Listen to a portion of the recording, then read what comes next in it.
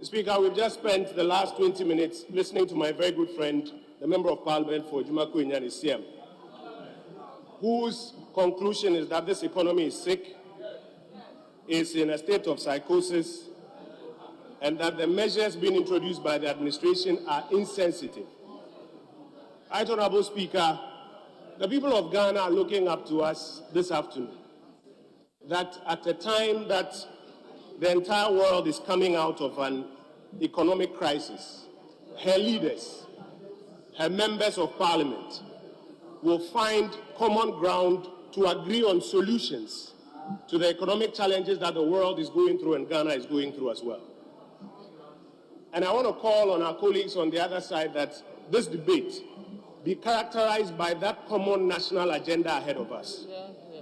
Because if not, and we descend into the old realms of political goal scoring, then we will also be tempted to say to them that the time when the economy was in psychosis was in 2014 when they took us to the IMF. If we do not rally around a common national agenda to find solutions for our people, then we will also be telling them that insensitivity is when a president looks unemployed young people in the face and tells them that he's not a magician, he can't give them jobs. Mr. Speaker, we don't want to go that way today. We want to have a conversation with a national objective ahead of us. We are here today not to even consider estimates. We are here today not to even do appropriations. We are here to consider the economic policy proposal which the administration has put before us. Mr. Speaker, the question before us is whether or not this House will approve the economic policy. And my suggestion is that this House should approve the economic policy proposals that the administration has put here. Mr. Speaker, I say so for 5 reasons that I will outline shortly. Number one is the fact that the most important question on the minds of people of this country, including the young people of this country, is the question of unemployment. Right, Honorable Speaker, I have in my hands here the Afrobarometer study of the Center for Democratic Development, conducted just before the 2020 elections. And it lists the top 3 challenges on the minds of Ghanaians: unemployment, infrastructure, education. Mr. Speaker, the question therefore is, do the economic policy proposals that have been put before us answer the question of unemployment on the hearts and minds of Ghanaians? And I submit to you that the answer is yes, Mr. Speaker. Mr. Speaker, by the year 2024, 6.6 million young people will be out of school looking for jobs. Any administration that is minded to deal with the challenges of our time will be exploring ways by which it can help ensure that these people get jobs. And that is one of the first considerations that this budget answers. Mr. Speaker, as a matter of fact, the first thing we have done as an administration, indeed as a country, is to expand the Ghanaian economy. By 2016, when the immediate past administration was leaving power, growth had come to as low as 3.4%. What that means is that the rate at which the Ghanaian economy was expanding, so that private sector could expand and create more jobs, was down to 3.4%. Right, Honorable Speaker, until COVID hit us, we were growing at an average of 7% year on year. An average of 7% year on year. What that meant was that a lot of young people had the opportunity to get jobs in the private sector.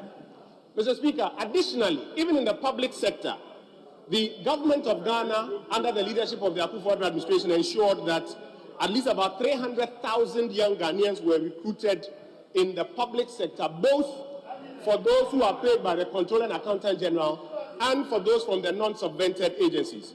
Mr. Speaker, this is very different from the days when we were told that because we were down to the bone and had gone to the IMF, we could not recruit people in the public sector. But what is even more exciting, Mr. Speaker, is that in this 2022 budget, the administration has made available 1 billion Ghana cedis to support young men and women in this republic who want to embark upon their own business, known as the Youth Start Initiative. And so, Mr. Speaker, the most important issue on the minds of Ghanaians is being answered by this administration by expanding the private sector. And if you look at the forecast of growth in the year 2022, we as an administration are forecasting 5.8% growth. The International Monetary Fund, from where my friends get policy credibility, says that they project that we will hit 6.2% growth. That expansion is expansion that will create a lot more jobs in the private sector. The continued expansion in the public sector will create jobs in the public sector. And then the 1 billion Ghana cedis that we are making available to young Ghanaians will also help us create at least about 1 million jobs in the next 3 years in the private sector here in Ghana. And so the most important question, unemployment, is answered by this 2022 budget, Mr. Speaker. Right Honorable Speaker, every Friday when we come to this chamber, you field questions, majority of them coming from my colleagues on the other side. And a good number of those questions have to do with infrastructure and roads. The second reason for which I say we should support this policy is because this economic policy forecasts a huge expansion in the investment in infrastructure. Mr. Speaker, if you go to the appendices, in the year, and my colleagues are asking me where, I will draw their attention. In the year 2021, capital expenditure was 12 billion Ghana cedis. 12 billion. And even after forecasting and spending about 12 billion, every day we see demonstrations in all our constituencies asking for more routes. Every day we see calls on government to spend more for infrastructure. Mr. Speaker, the government has responded by making available in the 2022 budget 16 billion Ghana cedis for infrastructure. This is another reason for which all of us must support this economic policy. You cannot be a member of parliament who tells your constituents that I am going to Accra to fight for infrastructure for you. And when you come to parliament and the government says, I am moving from 12 billion to 16 billion on infrastructure, you say, no, I won't go for it. How can you go for it? And so, Mr. Speaker, the second reason for which we should support this is because this budget, unlike any budget in our history in this republic, forecasts the most amount of money to fund infrastructure in this country. And I believe that is why all of us, majority, minority, must support this economic policy which is before us today, Mr. Speaker.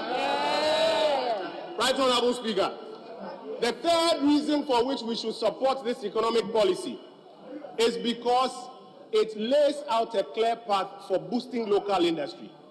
Right from the days of O-level economics, one of the arguments has been to develop the economy, we must do import substitution.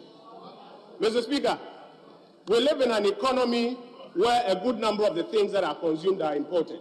In the last 3 to 4 years, we have made a lot of investment in supporting local industry. The administration has put before this House a policy that says that we will keep the benchmark values that have been discounted. We will keep it.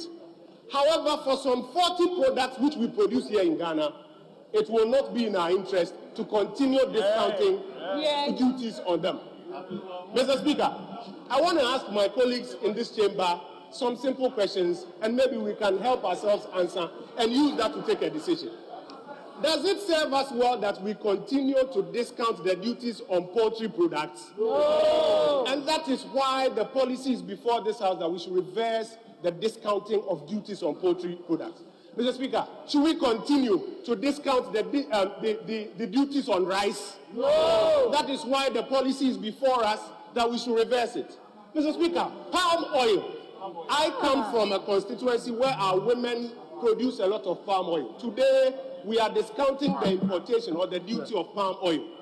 Mr. Speaker, does it serve us well? Does it serve our conscience well? No. That we continue to discount the duties of palm oil? No. That is why we have been asked to reverse this policy. Toilet paper. Chocolate, Mr. Speaker. Cocoa is the backbone of this economy. Chocolate is one of the things that we are pushing to have higher production. Should we continue to discount import duties on chocolate? No. Mr. Speaker, water. Bottled water.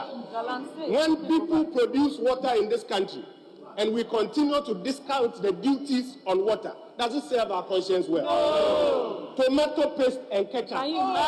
Should we continue to discount the duties on tomato paste and ketchup? No. How about furniture? Our local carpenters are asking for an opportunity to supply some more. Does it serve us well that we sit in this chamber? Mr. Speaker, does it serve us well that we sit in this chamber and say we should continue to discount duties on furniture? No. That is why the executive has brought to this hallowed chamber a request that we reverse the discount of the duties on these about 40 products. My humble prayer is that if we really support local industry, now is the time to support this economic policy that is before us, Mr. Speaker. Mr. Speaker, one of the things that we are grappling with is debt. The chairman of the Finance Committee gave us a trajectory of our debt management over the years. Mr. Speaker, I heard my colleague, the Honorable Atuforsen, seek to use the CD-denominated debt as a standard for analysis. I always say to him that the CD-denominated debt will mislead you, because if your debt is $100 million at an exchange rate of $1 is to 1 CD, like President Kufuor left us, the first day your CD-denominated debt is 100 million cedis. Mr. Speaker, if the exchange rate slips to 1.5, the next day it is 150 million cedis. Does it mean you've borrowed more? No! And so this CD-denominated debt analysis will mislead you. Mr. Speaker, the most important thing to examine are the debt sustainability indicators. And those debt sustainability indicators, Mr. Speaker, the most important one year to year that we must watch is the deficit. Right, Honorable Speaker, it was in this hallowed chamber that we all agreed that never again should an administration, without cause and without prior approval, go beyond 5% deficit. And in the first set of years of this administration, we demonstrated fulfillment to that. Yeah. Because of COVID, we went up to 11.7%. Mr. Speaker, if you read this budget, it is clear that we are bringing the fiscal deficit down to 7.9 in this 2022 year. We take it down to about 6 and bring it down to the fiscal responsibility limit of 5% of GDP. Mr. Speaker, that is the clearest evidence that this administration is committed to reducing the debt burden on this country. That is a policy that I believe this House must support. Yeah. We cannot in one breath say we want to see a reduction in our debt burden. Yet when we put before you a policy proposal that let us reduce the deficit from 11 to 7.9, you say no, I won't support it. How can that be? So, Mr. Speaker, we must all support this economic policy proposal that says that we want to reduce the deficit from 11 to 7, from 7 to 6, and 6 to 5 eventually during the lifetime of this administration. Mr. Speaker, my very final point is that this economic policy before us also proposes a common platform for mobilization of property rates. Mr. Speaker, if you did an audit of how many of us as members of parliament pay property rates and pay what we should really be paying, you may be surprised, Mr. Speaker. We know that property rates are not being collected in the right measure across our country. That is why this economic policy before us outlines a measure by which the central government will collect property rates and use the same property rate to develop our country.